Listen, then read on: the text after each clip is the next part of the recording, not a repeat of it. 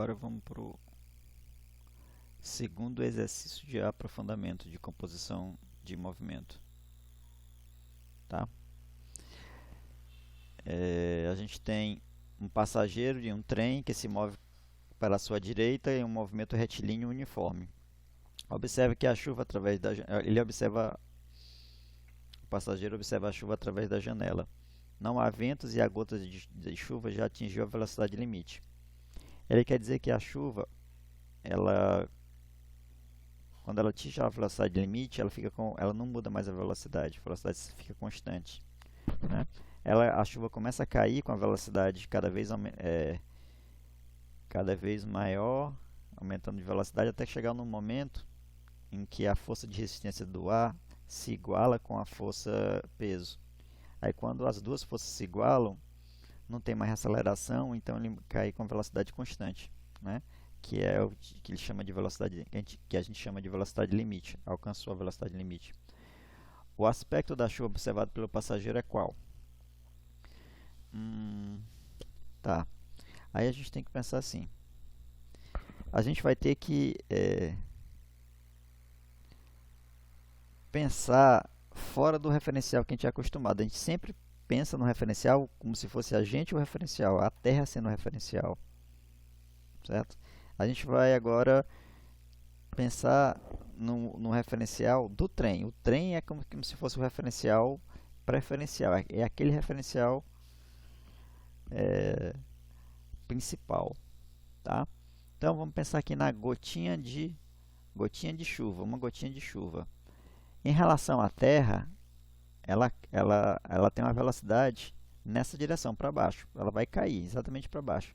Então, essa aqui é a velocidade da gota em relação à Terra.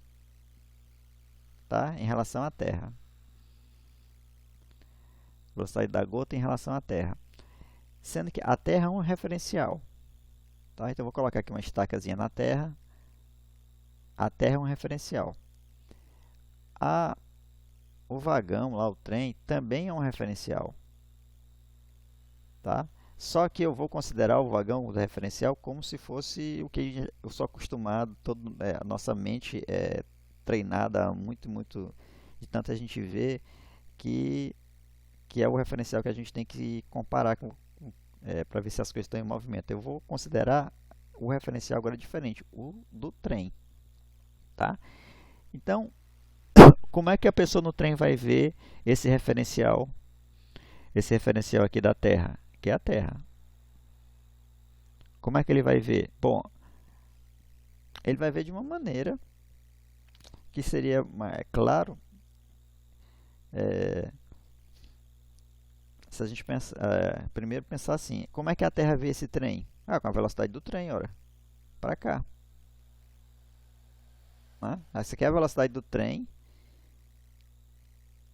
em relação à Terra, a velocidade do trem. Mas tudo bem. Quando eu entro no trem, eu não vejo essa velocidade. Para mim, eu estou parado. Eu não tenho velocidade horizontal. Eu estou parado. Aí eu vou perguntar: e como é que a Terra, como é que é a velocidade da Terra? Quem está no trem? Quem está no trem vê esse ponto aqui cada vez mais se afastando para o outro lado.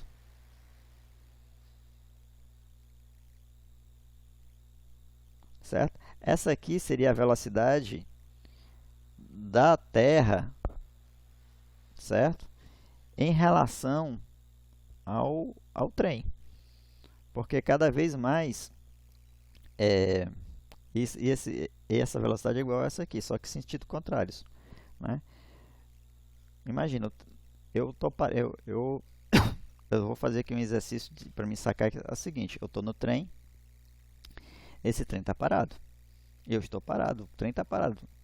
Esse é meu referencial. Vou botar o referencial lá nele. Estou sentado lá na cadeira do trem, ele está parado. Eu considero o trem parado. Que esse é o difícil de a gente considerar na nossa percepção. Mas eu vou colocar o referencial nele lá. Aí, se eu marcar um referencial na Terra, né, eu vou ver que esse referencial na Terra que está se distanciando de mim.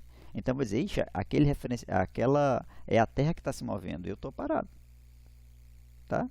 É um ponto de vista. É um ponto de vista totalmente válido. Né? Se você conseguir imaginar Difícil é você conseguir imaginar lá dentro dele, mas é totalmente válido, tá? Então, a velocidade do referencial da Terra é isso aqui, ó. Isso aqui, a gota, é a velocidade da gota em relação à Terra, que é um referencial. E a velocidade da própria Terra é isso aqui, velocidade do próprio referencial. A gente já viu que se eu estou no referencial aqui e vejo as velocidades do outro referencial, a gente já viu que a velocidade resultante é aquela no qual eu faço um retângulo e coloco a diagonal para saber qual é a velocidade resultante. Então, essa velocidade resultante é devido a essas duas velocidades aqui. A velocidade da Terra mais a velocidade da gota na Terra. Certo? Eu estou olhando de dentro do trem. De dentro do trem eu vejo a velocidade da Terra e vejo a velocidade da gota dentro da Terra, né? No referencial da Terra, né? Vocês estão vendo que eu estou fazendo a mesma coisa que eu fiz nos exemplos anteriores, só que invertendo. Sempre eu utilizava a Terra como referencial, que era o meu ponto de vista. Meu ponto de vista era a Terra e o outro referencial, a água, a correnteza, o ar, seria o referencial de dentro e que tinha um movimento dentro desse referencial. O barco estava dentro da água, né? Agora não, agora eu estou me colocando dentro de um outro referencial que não é a Terra, né? E eu estou olhando de lá de dentro. Aí o que acontece? Eu vou olhar qual é a velocidade da Terra e qual é a velocidade do objeto em relação à Terra.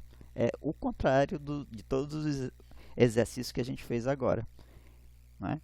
E isso aí reforça a ideia que o movimento depende do referencial, certo? Depende de como eu estou vendo, tá? Então, o item certo é isso aqui, porque a direção da gota de chuva é essa, e ela é o resultado devido a esses dois movimentos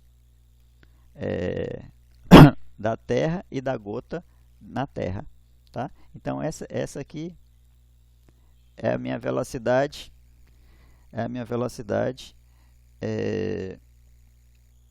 vista pelo dentro do trem, vista pela pessoa que está no trem, a resultante disso, visto para quem está dentro do trem, tá?